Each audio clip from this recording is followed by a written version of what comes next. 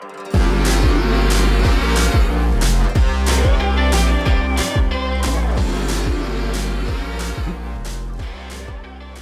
right, my Renowned fam, welcome back to the Renowned Leadership Podcast. I am your host, Stephen Morris, founder and CEO of Renowned Leadership, and of course, this amazing podcast host of the Renowned Leadership Podcast. And again, thank you so much for joining us this week. And this week, I have a very special guest hailing all the way from Denmark. He is best-selling author Daniel Hauge. Crap, did I say that right? It's Hauge, right? It's Hauge, but How? Haig Dang is it. is totally fine as well. It's what like 2/3 of people call me, so it's fine. I apologize. I meant to ask before we started recording, but then I forgot, and I was confident in how I was saying it. So say it one more time so I don't forget. How? Hauge. How good? Yeah, Okay, I perfect, got you. perfect. Anyway, I apologize. That's No always problem. so embarrassing. Anyway, he's the best-selling author of The Cure for Mediocrity: Create Wealth, Achieve Freedom, and Live the world-class lifestyle. Welcome to the show, Daniel, and thank you so much for joining us today. Thank you, Stephen. Thank you for having me. Super excited to do this. So go ahead and introduce yourself. Tell people, because I mean, you're really young. If I remember right, you're 25, 24. 24, and you've already written a best-selling book about how to achieve wealth, how to achieve that great lifestyle. So give us your background and tell us what drove you at such a young age into writing this book. Sure thing. So my background is that I come from a very different past compared to the stereotypical past. I had a bunch of things happen very, very early in life, some death in the family, and that kind of got me off track. And I started struggling, focusing in school.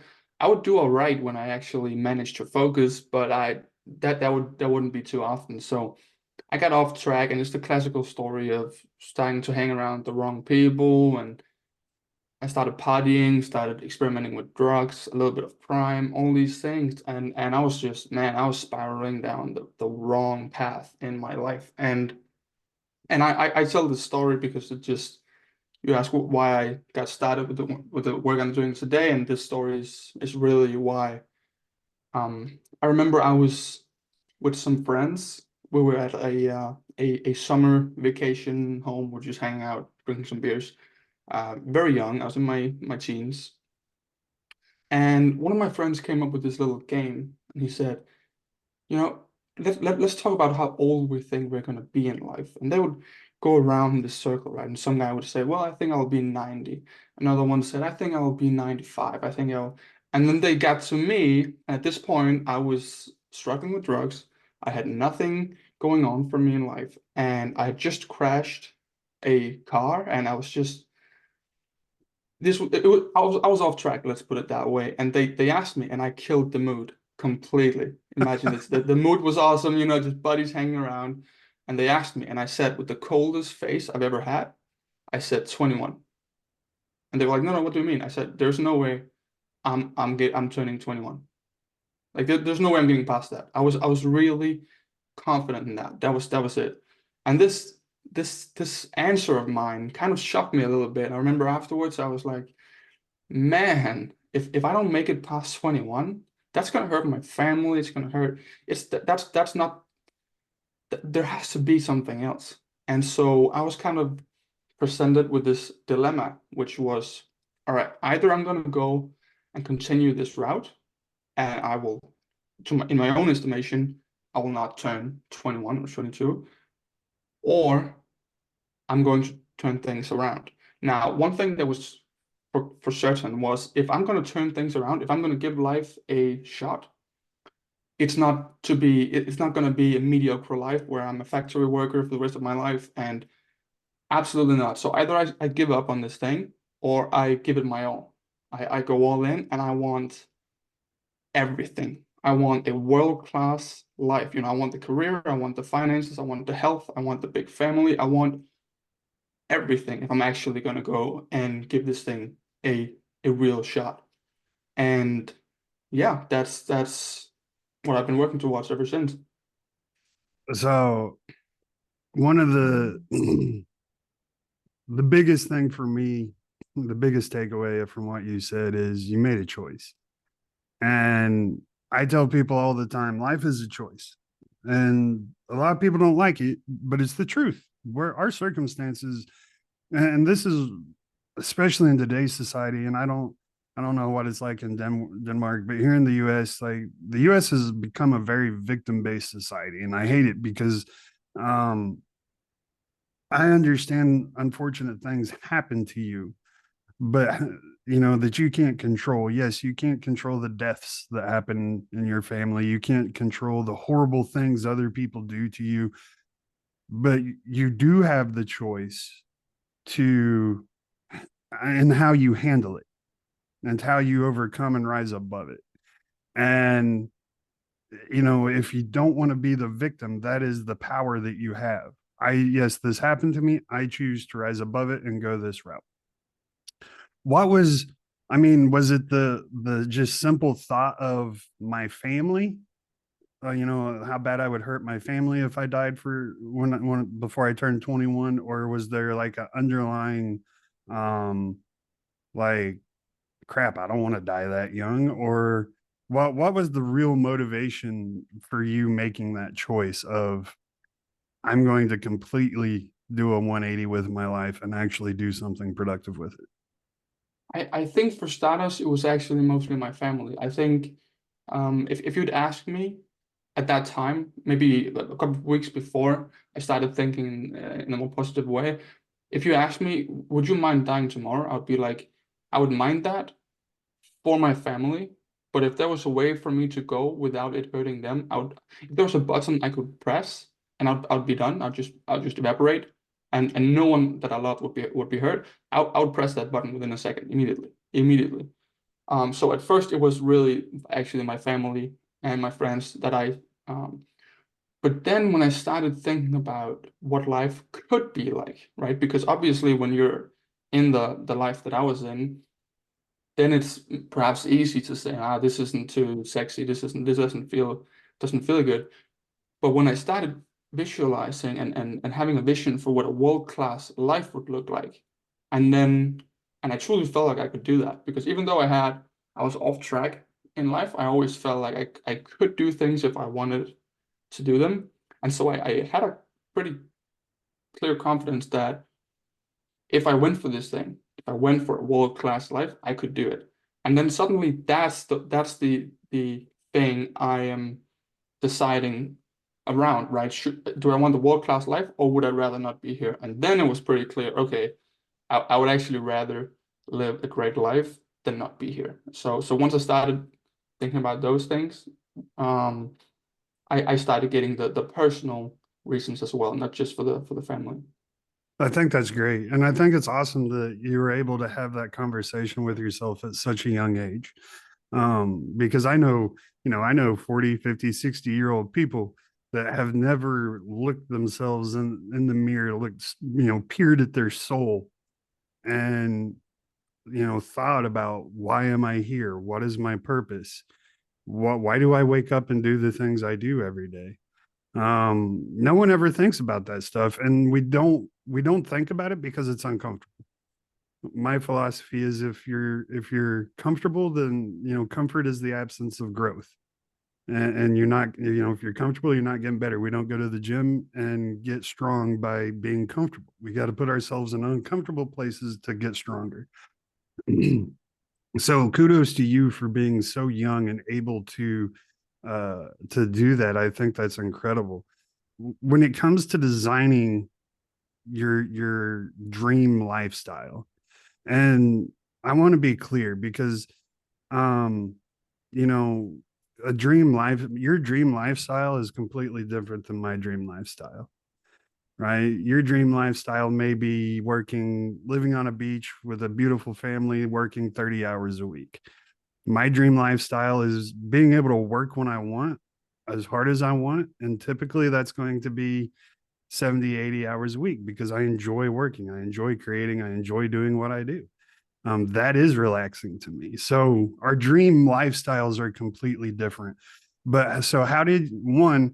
what goes into designing your dream lifestyle? And then my follow-up question to that is, how did you create a system that can be applicable to the different varieties of a dream lifestyle? Does that make sense?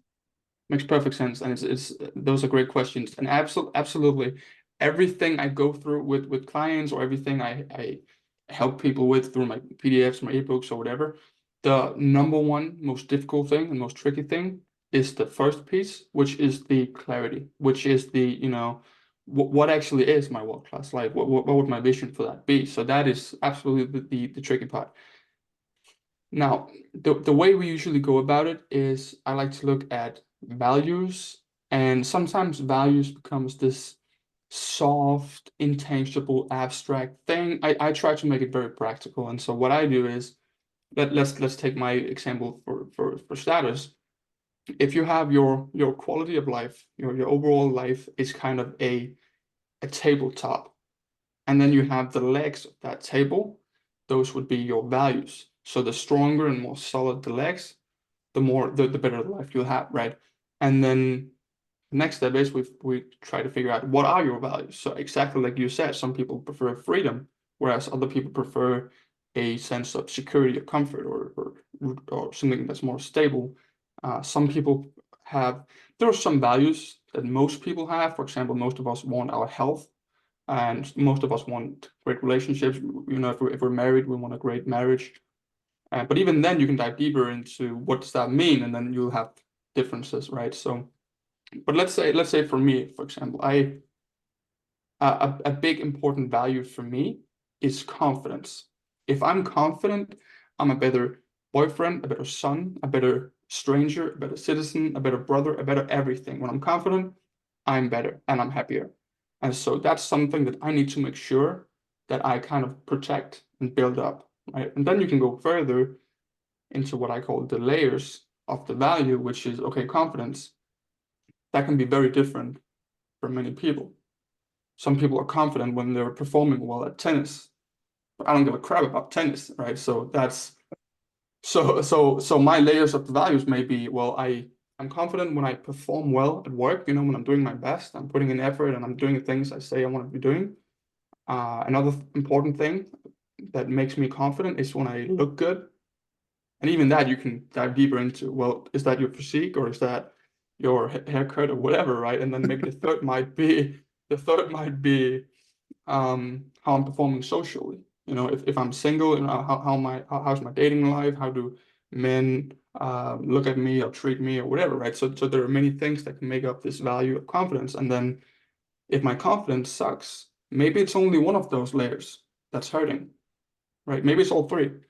Um, but this is the kind of clarity work that I like to do with people, and it's the most boring work because it's not as tangible. I have other things where I'll do this with you, and then you'll be 40% more productive or whatever, and that's kind of the sexy thing.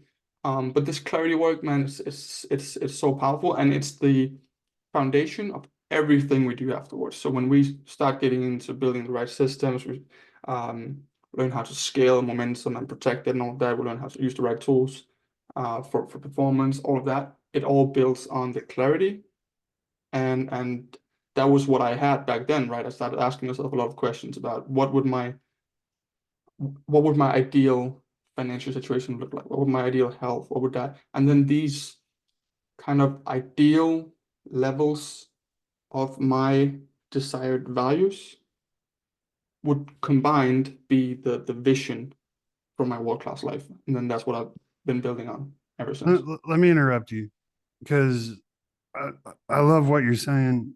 How painful was it for you to ask yourself those questions, to really learn who you are? How painful was that? And I don't mean like physically painful, like mentally painful. Maybe like, oh, I don't like that about myself. I'm sure you had a couple of those pop up. Um, just talk to me a little bit, just, a few minutes about that process and what it felt like, mentally, physically, spiritually, emotionally. Absolutely. And as you said, not a lot of people ask themselves these questions because it's uncomfortable, and so it absolutely is.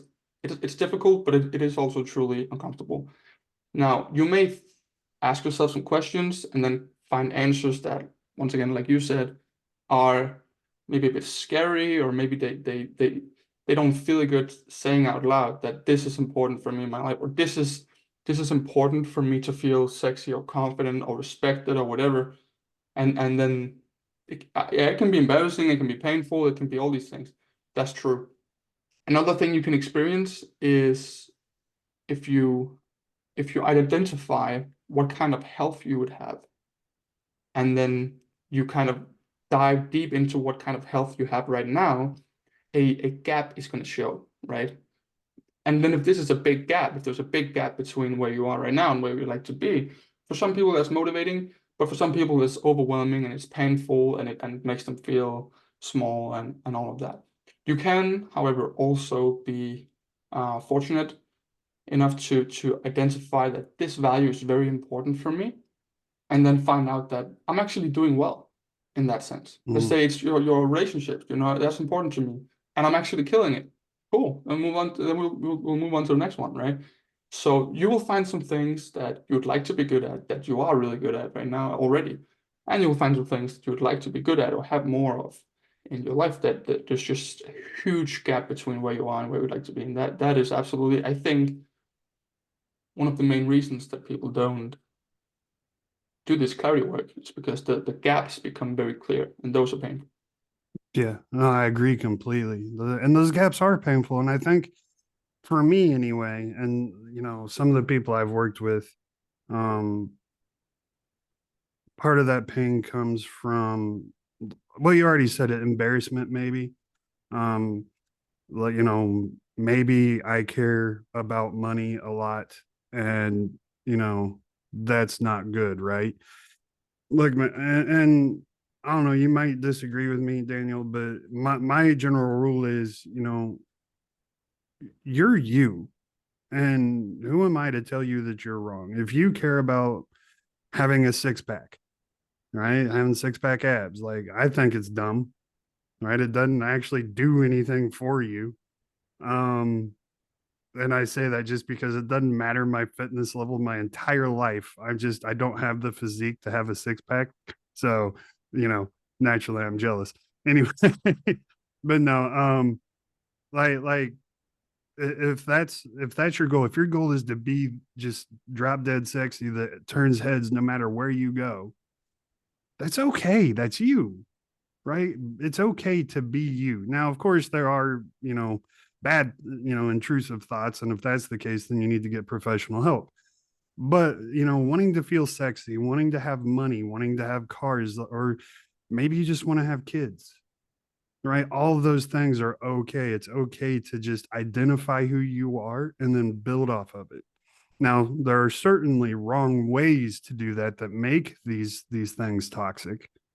If you obsess over your money, and if that's your key defining characteristic, probably not the healthiest thing in the world. But it's okay to just be you, is my point. And I feel like in this world, especially in the world of social media and seeing everyone living their best life and yada yada yada, I feel like we've lost that sense that it's okay to be Daniel. And for the first part of your life, you really didn't give a shit whether what happened to you, right? You didn't care if you lived or died. You just did. Like, it's okay for that to be part of your life, and there's no need to be embarrassed about it. And I love the fact that you're able to come on here and freely talk about it. That's really amazing. Thanks, man. Yeah, and I absolutely agree with all of that. And what we do today in the modern world is we'll see a bodybuilder who's been working out 6 hours a day for the last 12 years, and then we'll compare our own bodybuilding results with the bodybuilder. And then I'll also look at some huge investment banker or whatever, and he's worth $100 million. And then I'll compare my finances with that investment banker.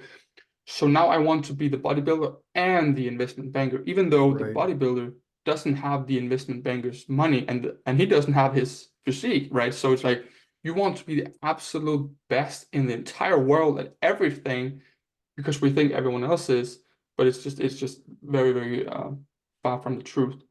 And so I think with self-awareness, that's important, right? Knowing your strengths, knowing your weaknesses, knowing which things about you are malleable and which are not is very big. Yeah. And also one thing I would say is because I see this a lot when I do certain advertisements for a new ebook, or maybe if I do a podcast like this, and I'll see some comments, not a lot, but some comments will be like, I'm happy the way that I am. Why should I change? And I'm like, I'm not trying to change people that are happy with a certain area of their lives. If you're happy, just like you said, if you're happy not having a six pack, I would never come and tell you to get a six pack. That's what happens today, right? Everyone tells you should have a six pack, you should have a Lamborghini, you should have a. I would never do that. What I would do is I go in and I try to find the gaps of where you would like to be different, where Hmm. you actually would like to not even be different, but maybe be a little bit more of. Hmm. And then that's what I try to help with. I don't judge the value. I don't really judge, unless obviously it has to be something that I believe in. Obviously, right? It has to be. Right. Yeah, yeah.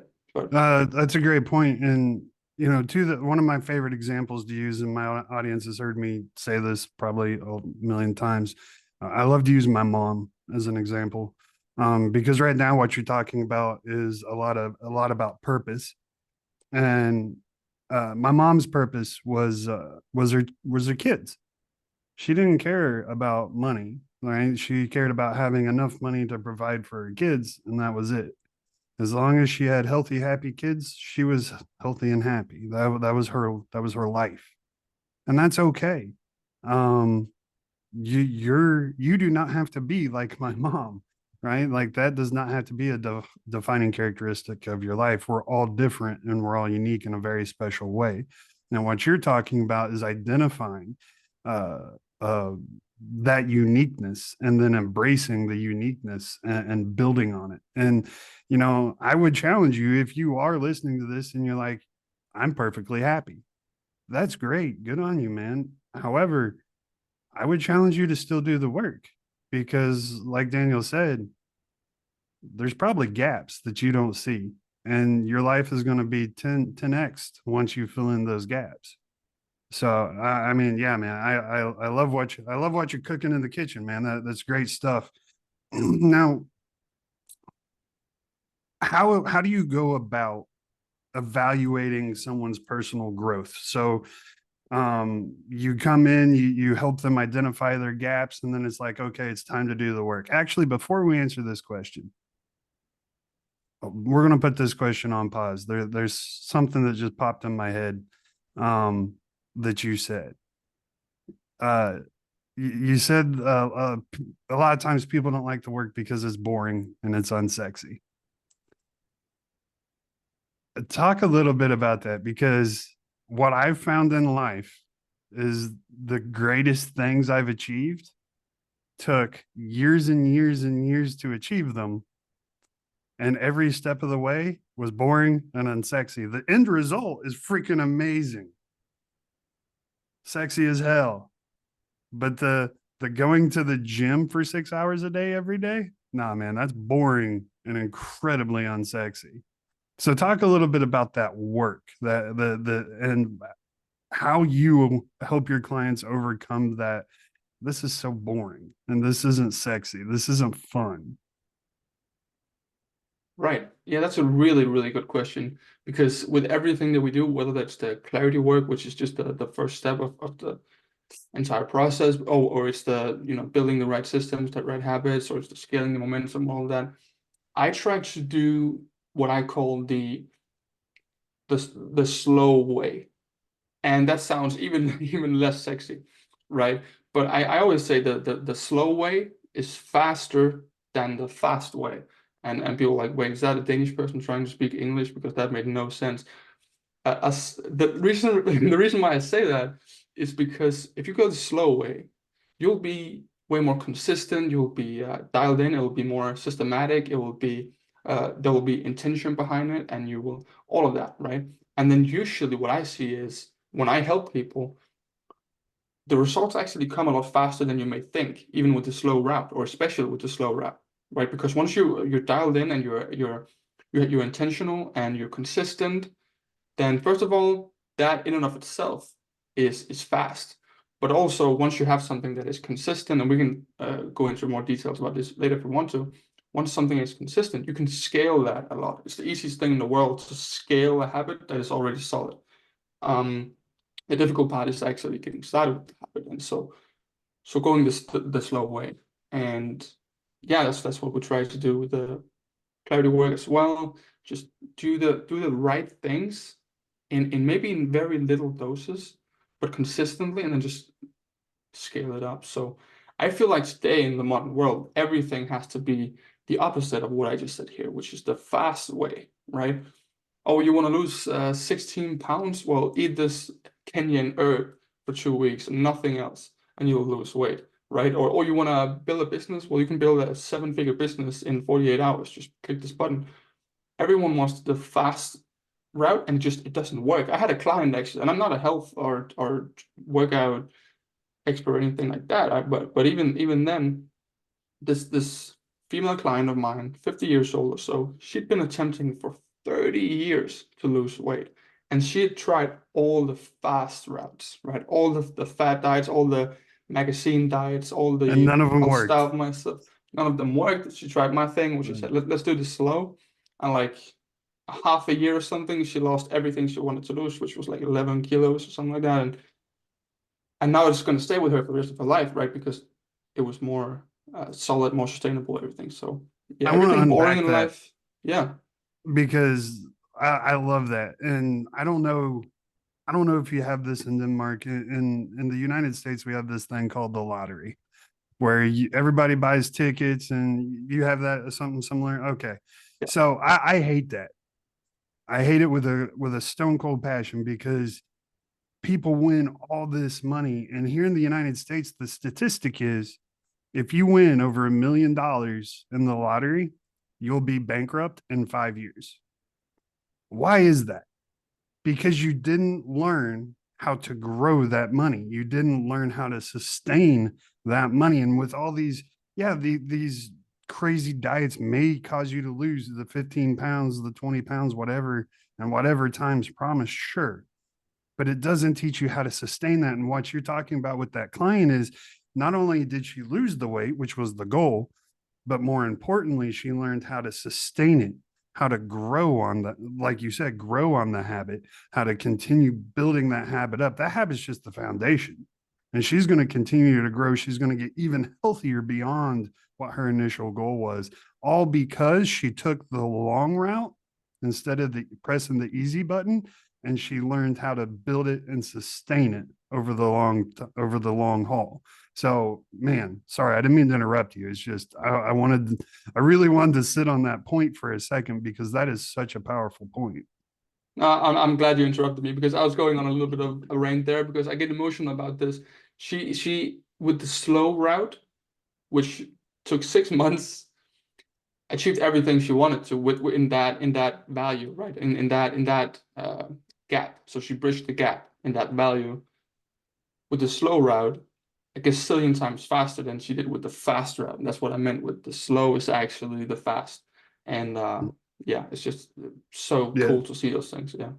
In the army, we have a saying, slow is smooth and smooth is fast. Yeah, I So, think perhaps I borrowed a little bit of inspiration from that.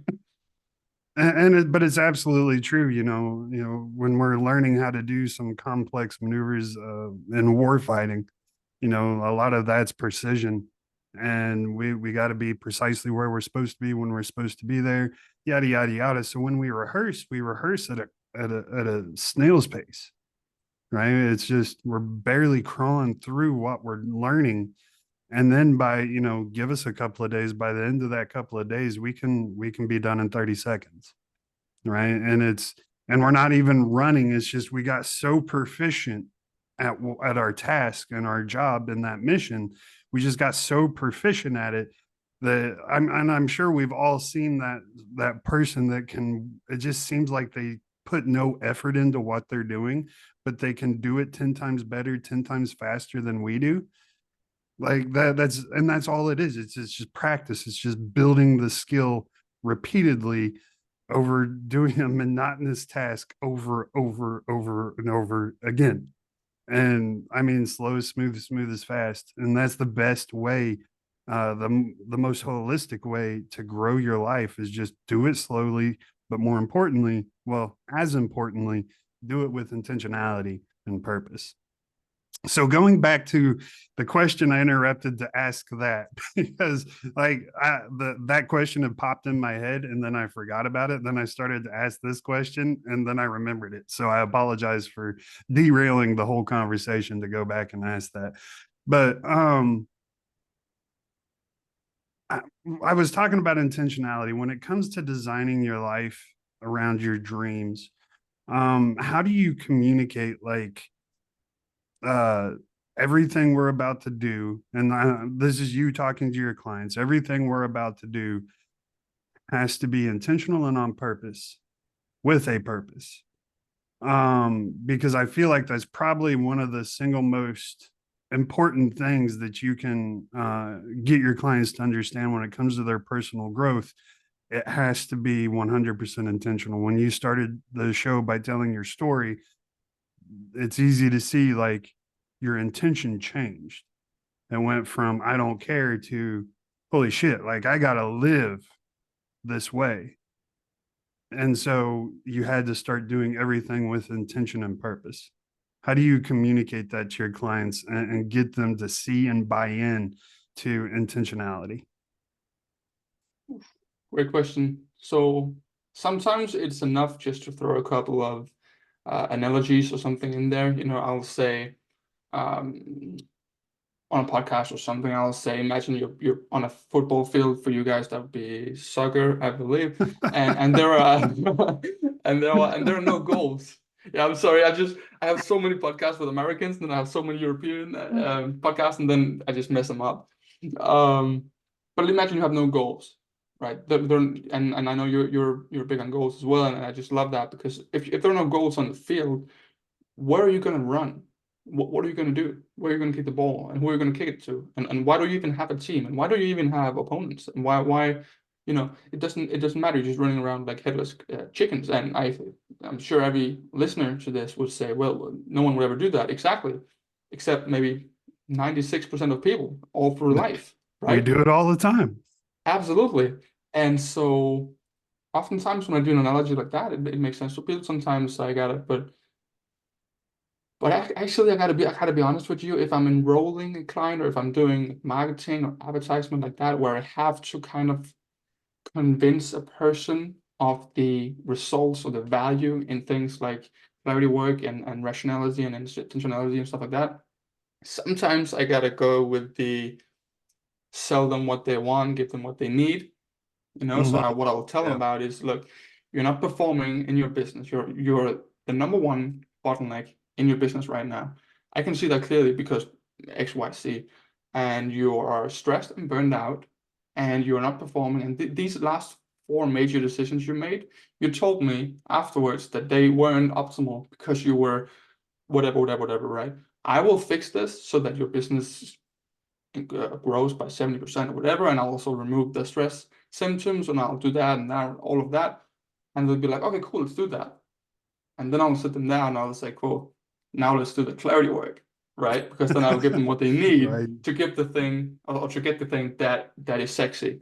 So usually the result of being a higher performer and your business is doing better and many of these other values in your life, perhaps it's health, perhaps it's confidence, perhaps it's relationships, will grow while your business is growing. And usually that's what people come to me for. And then I kind of use these boring quote unquote tools to make that happen. Right. And that's funny that you say that because I'm the exact same way. And that's just how we have to operate, because people don't want to buy boring. And so, you ask any sales expert, they're going to tell you anyone that makes a purchase, they do it emotionally, not logically. So people buy off of emotion. So, I mean, we have to cater to those emotions to get them to the logical space of this is Like, yes, this is the result you're going to get, but through this process, the results are going to be much greater, yada, yada, yada. Totally understand. I think it's hilarious whenever I hear other people talk about it, though. Um,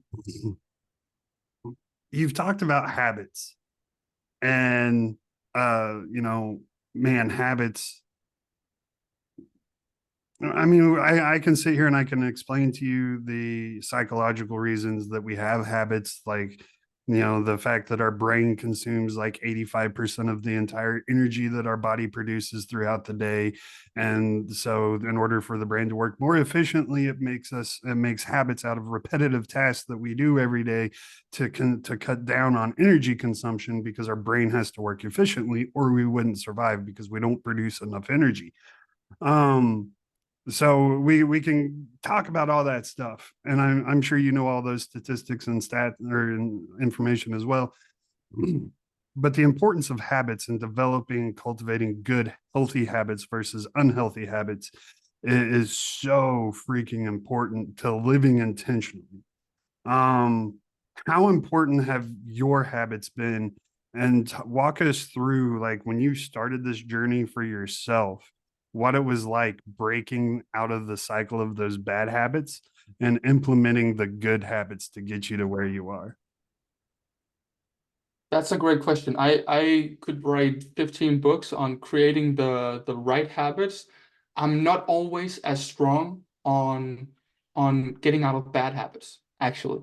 That's something I could absolutely improve on. So I think back then, I think back then the majority of me getting out of drug abuse and crime and all the things were because the positives just started outweighing, you know.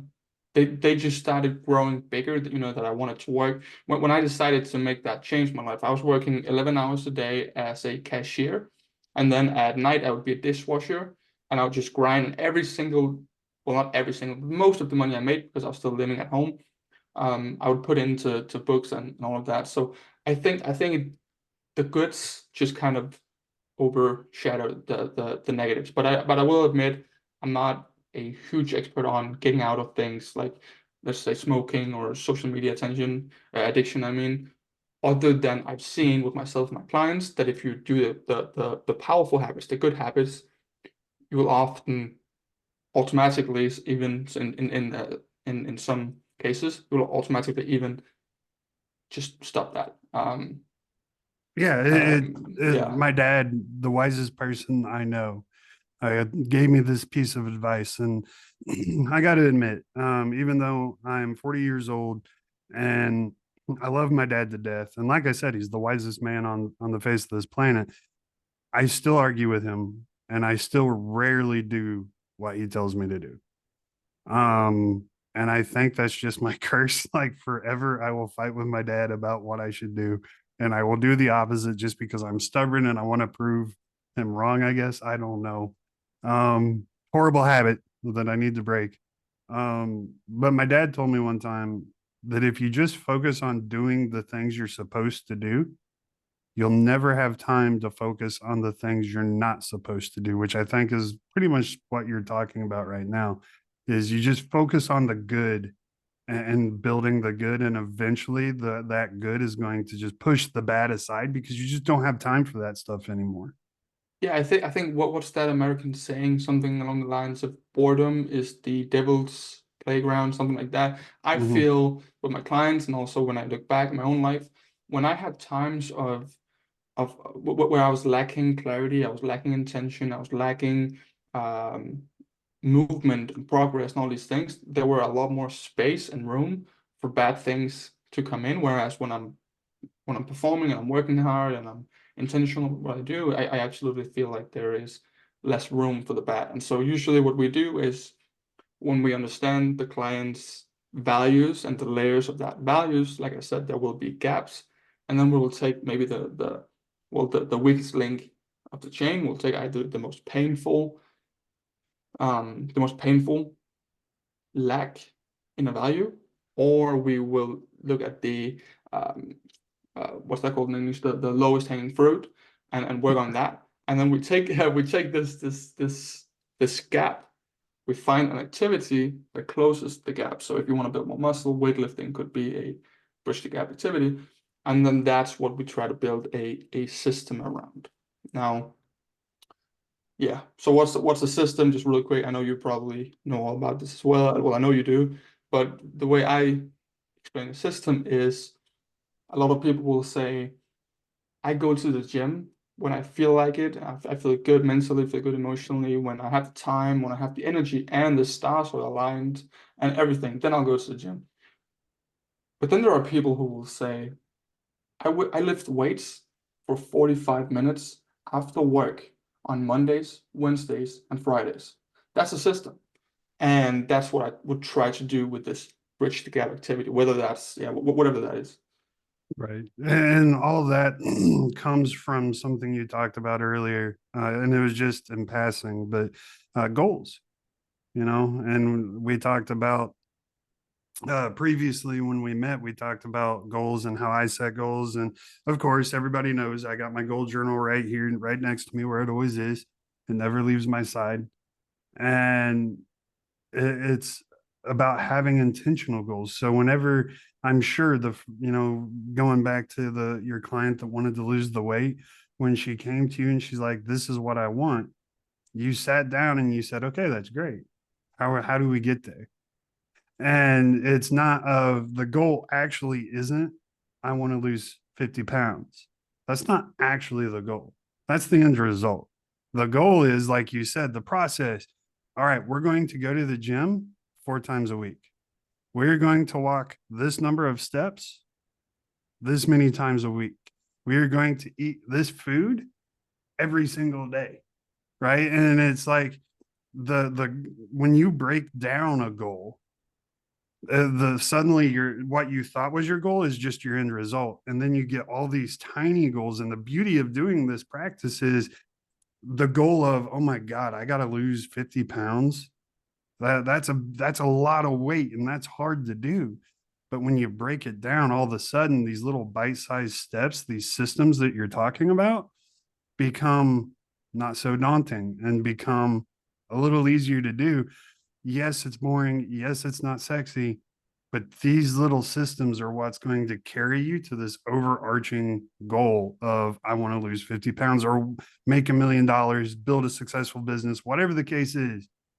That's going to do it. And the analogy I like to use, and actually next week, I interviewed a guest where we actually break this down even further than what I'm going to right now. But the analogy I love to use is, if I give you my car in Los Angeles and tell you to drive it from Los Angeles to New York, what's the first thing you're going to do?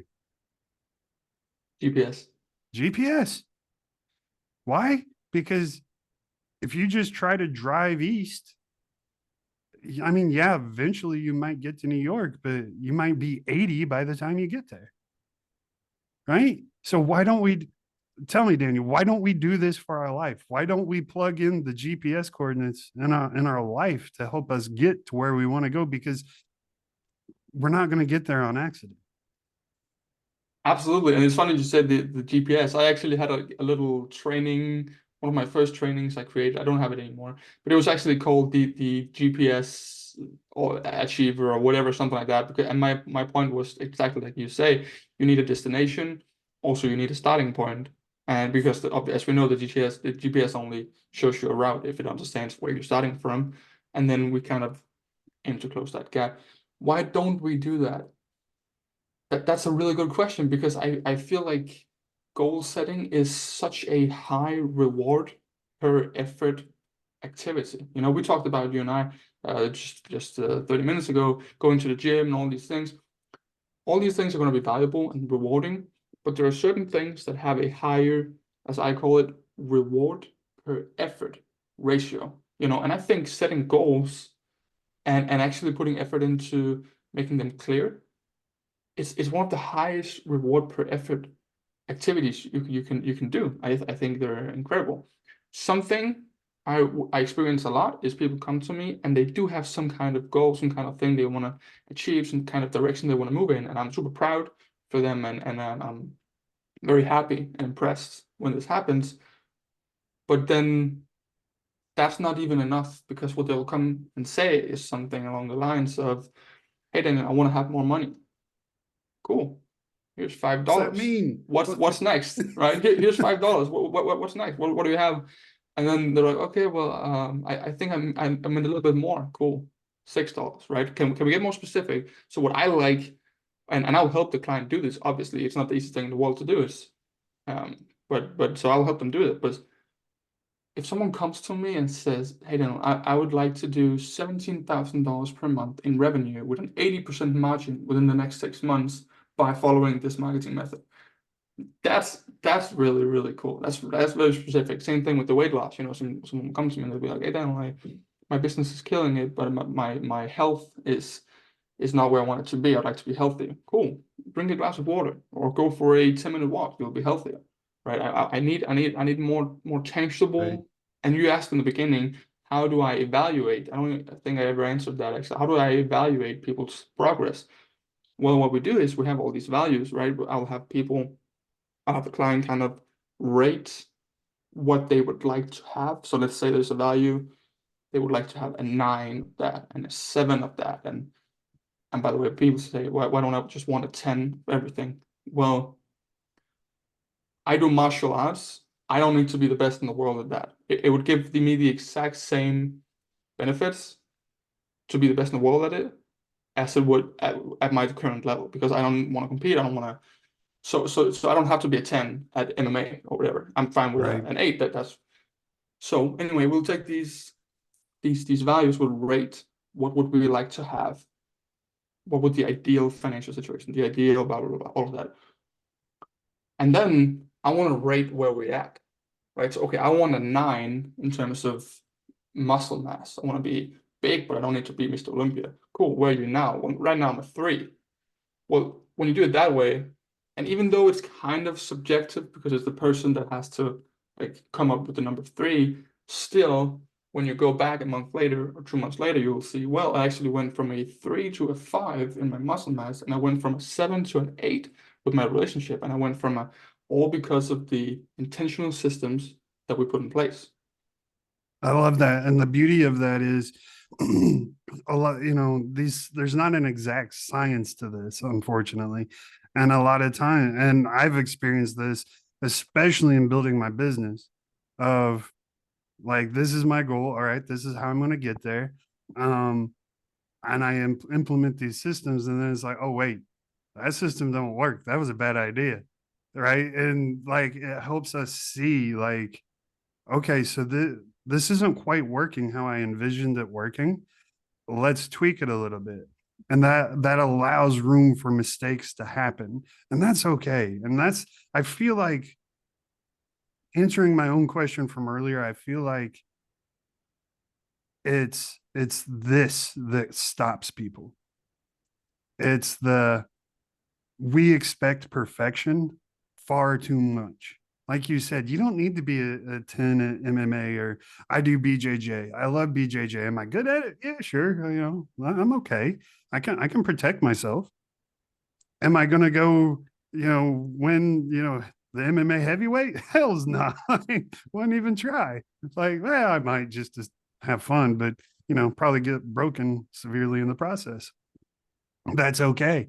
Like, but understanding that it's okay to not be perfect, to understand that we're going to have setbacks. It's okay to have setbacks. There are days where I wake up and I'm like, I don't want to go run. It's raining. And most of the time, I force myself to go run. And I'm thankful by the end of the run, even though it's raining or cold or whatever, that I did it. And then there are days where I just can't force myself to go do it. I don't have that much discipline. And it's okay, right? I feel bad about it. I'm a little down on myself. And then it's like, I got to snap myself out of this. I got to get out of this funk, and I got to get back on the train. And I feel like these setbacks, the lack of clarity, like you've talked about, like all of this stirs the pot to where people just feel so overwhelmed, and they just give up. And I love the piece you're bringing to this with your company and what you do. And that you take the pot of soup that's been made of just crap, and you reverse engineer that soup and you break it all down into actual tasty bite-sized bites that you can, I don't know if that's a good analogy, but you get what I'm saying. But you break it all down so that you clear up the mess so people can actually see where they want to go. They see the progress they want to make. And then they can like start chewing at it. And then they can also understand that, yeah, this is on my weight loss journey. I can't eat chocolate, but man, I really wanted chocolate yesterday and I broke down and I ate some chocolate. It's okay. It happens. You know, if I'm your coach, I might like, can't have chocolate, but at the end of the day, it's okay. Just get back on board. It's fine. Shit happens. Absolutely. You said so many great things there. First of which was, I believe you weren't going for the world championship in BJJ, and I think that's great because we're kind of being, once again, back to how the modern world tells us that we should be the best at everything. I'm willing to bet that the difference between you being number 20 in your city on the BJJ rankings versus you being number 800, your overall quality of life would either not be influenced or at all, or it would be a very, very, very small um, influence, right? And that's this Absolutely 100%. The only exactly. reason I do BJJ is because one, I enjoy the combat. I'm a soldier, obviously, I enjoy it. And two, I do it for health because there's no better workout than getting on a mat with somebody and rolling for half an hour, right? Like it's a total Absolutely. body workout. So I mean, that's why I do it. I don't do it like you said, I don't do it to compete. So I mean, yeah, I don't care how, obviously I want to be decent at it. I don't want to just go out and get my face rubbed across the mat the entire time, but yeah, I just, mediocre's okay. Absolutely. And so and that was and that's my point, right? We all want to be billionaires, Mr. Olympia, world champions in every hobby we have, and it's just it's like, is there really a difference in your quality of life if you're making $1 million a year versus if you're making 300K? Like, and maybe there is, but maybe there isn't.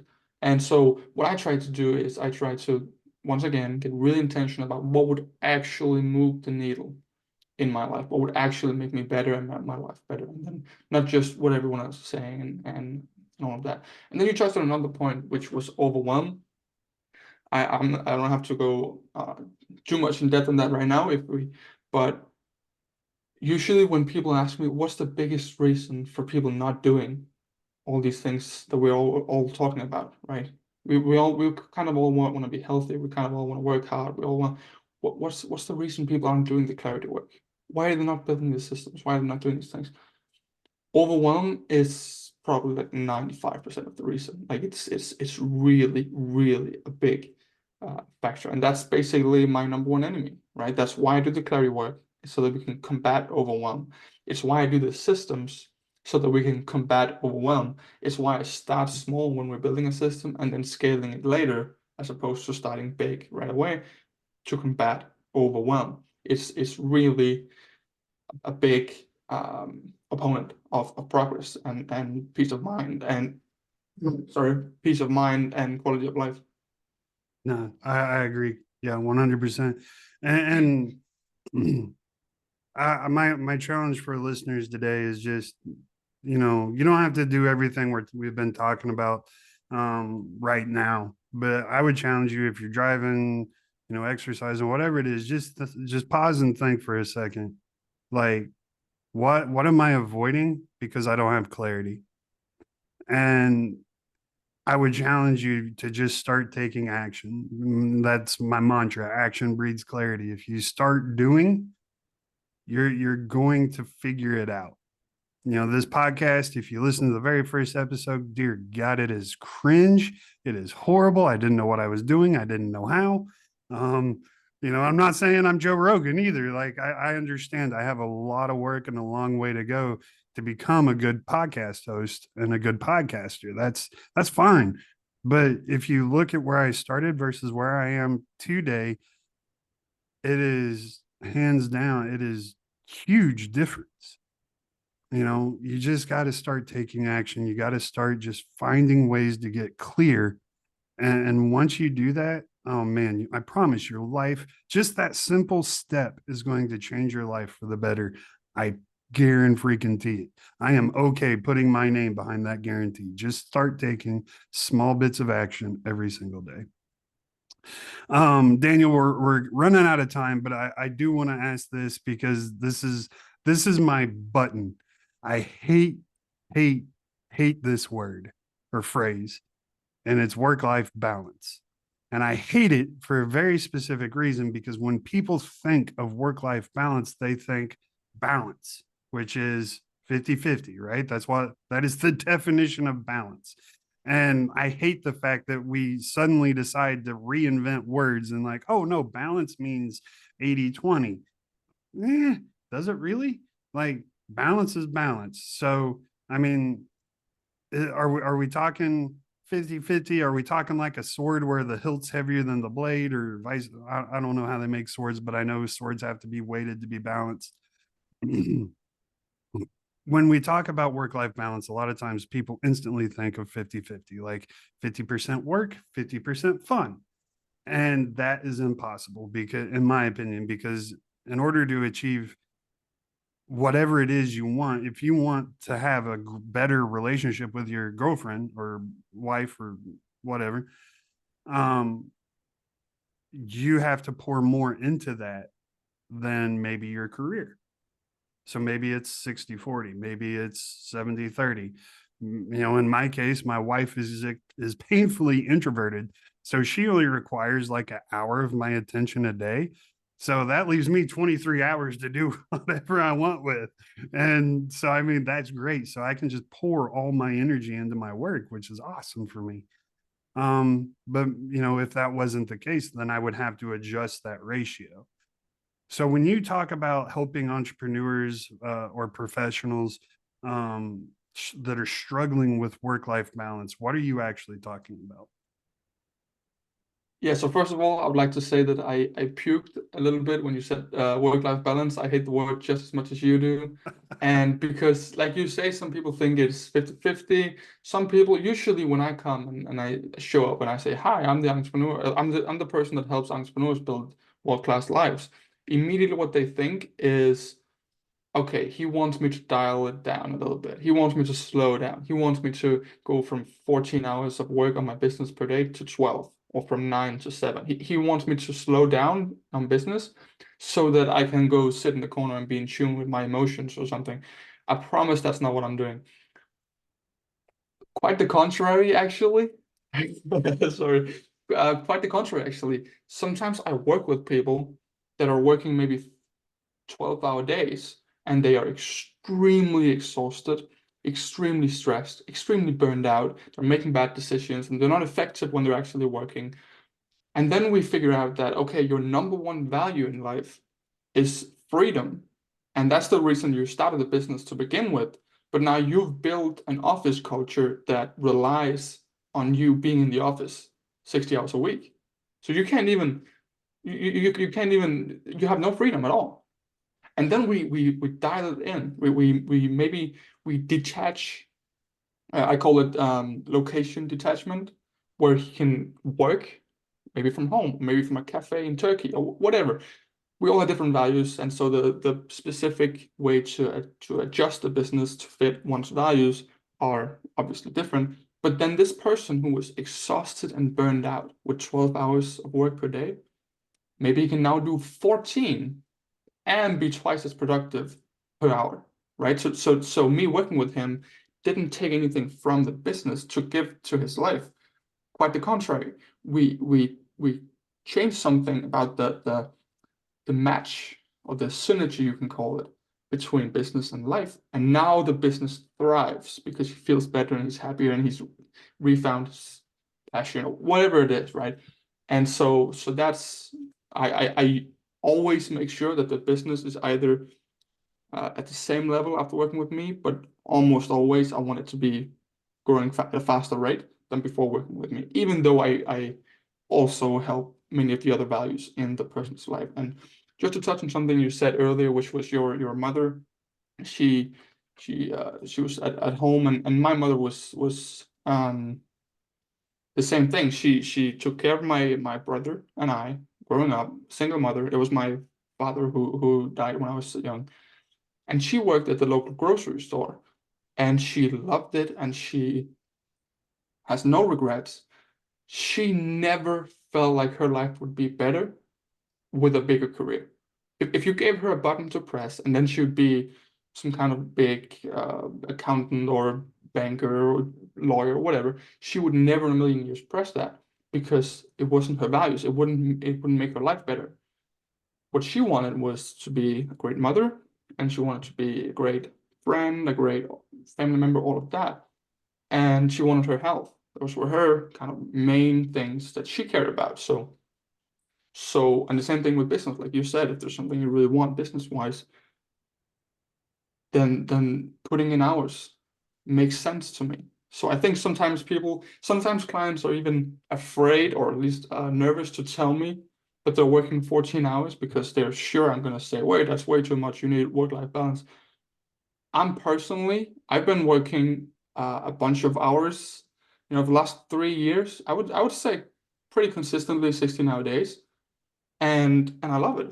I love it, man. It's 70, 80. I think there's some 90-hour work weeks in there as well.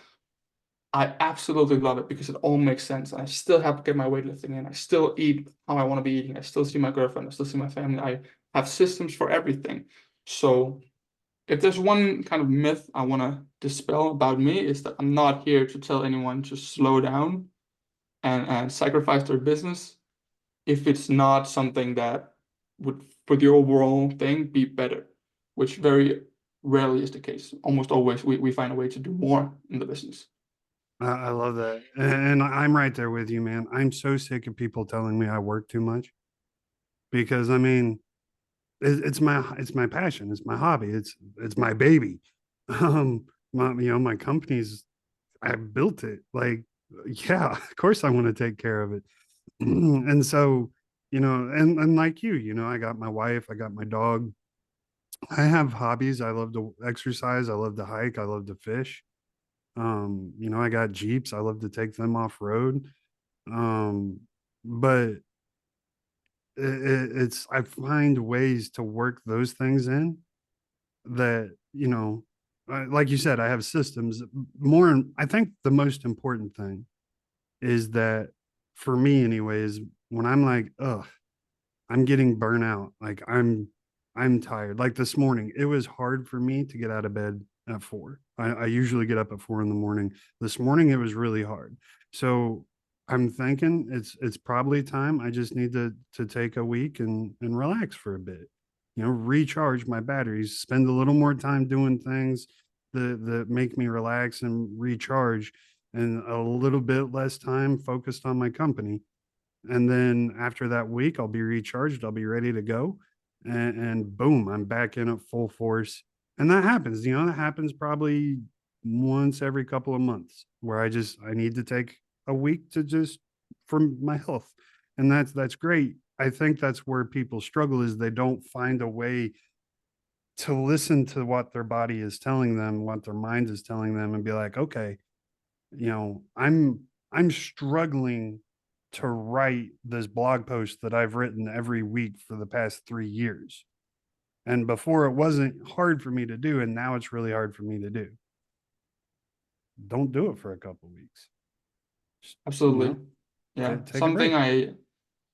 Something I usually talk a lot about, which I haven't talked too much about today, but it's momentum.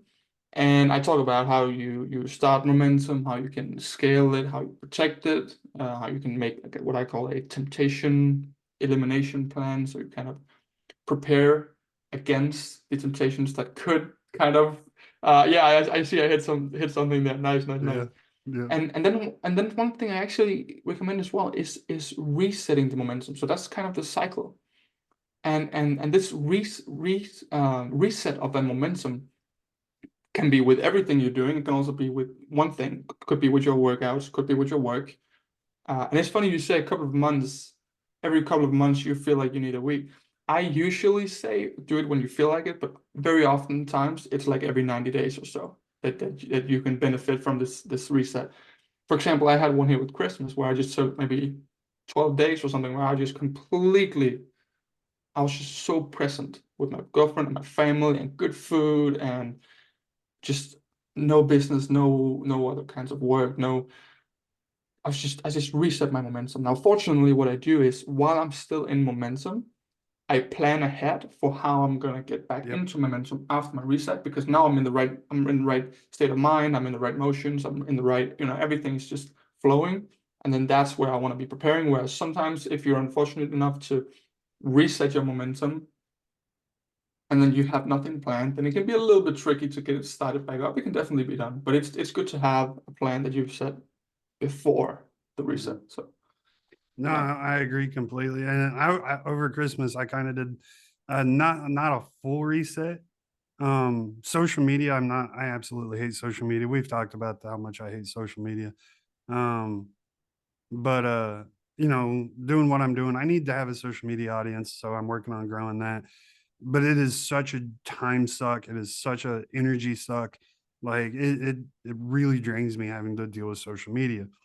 And so over Christmas, I'm like, you know what? They'll be there after the new year. And I'm a notification junkie. If a notification's on my phone, I cannot stand it. I got to clear all notifications all the time. And that's military, that's army talk. That's one of the army things that I can't get rid of. You don't, if someone texts you, you answer them immediately. If you get an email, you check it immediately because it might be important. But yeah, so one of the things is like over Christmas, it's just like, nope, I gotta just shut this off. And then after New Year's, I went right back in. Um, awesome, man. So we're running out of time. I definitely appreciate your time coming on here. Tell people how they can find you, get a hold of you, and maybe get on a call with you. absolutely. So speaking of social media, I've been trying to kind of avoid having to pour a lot of my attention in there, but I will in the very near future start showing up on Instagram, Facebook, TikTok, all of that in greater sense that I am right now. So you can search for my name, Daniel Hauge, on just about every social media platform. I will, by the time this releases, I will have some good content for you on there. But really, the main place to go for any help, or if you just want to get started on this clarity journey, is my website, passion4achievement.com. That's passion and then the number 4 achievement.com. There will be a 100% free, it's a clarity tool of sorts. It's called the 7 pillars of a world-class life, which is just some ideas for what your values could be, and then you can go further on your clarity journey from there. There's no email sign up or anything like that. You can just grab it and enjoy it. Yeah, I think that's about it. That's awesome, man. And of course, everybody, you know the deal. All of Daniel's links are going to be down in the show notes or in the description down below. So make sure you scroll down and go give him tons and tons of love. And then once you're done doing that, head over to renownleadership.com and come give me love. I need all the love too. So don't forget me. And but yeah, go check out Daniel. He does some amazing work, and he has my 100% USDA stamp of approval because he does amazing work, and he is young.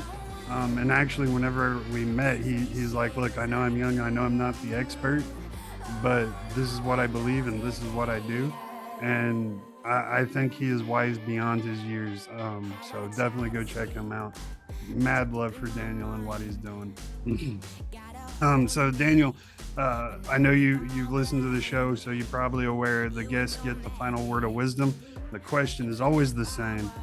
What is your number one piece of advice to our listeners on how they can lead like champions? Yeah, so during this episode, you found me talking a lot about being intentional, being clear. I think the number one thing, or at least one of the top things a leader can do, is to communicate the clarity, the intention, the clear destination. I've worked for a lot of companies where none of us had any idea what the bosses wanted or why we were doing what we were doing. There was a lot of conflict and everything. I think as a leader, get crystal clear on what you're trying to do, why and how, and then communicate that the best you can with your team. I agree 100%. Communication is a leader's number one responsibility. You got to communicate. I love that. Daniel, thank you so much, brother. I'm definitely going to have you back. It was an absolute pleasure and a treat to talk to you for this past hour. I know the audience has got a ton of value out of listening to your story and your thoughts and how you go about doing things within your own life and your clients. Great inspiration, man. I really appreciate your time. Thank you, Tom, man. This was awesome, and I'm always ready for a round 2 or a round 3. I got you. All right, everybody. So that's going to wrap up this week's episode of the podcast. Thank you so much from the bottom of my heart for joining. I hope you guys enjoyed it, got a lot out of it. I know you did. So anyway, like I said, I will see you all next week. Same bad time, same bad channel. And in the meantime, never forget, lead like a champion. Goodbye, everybody.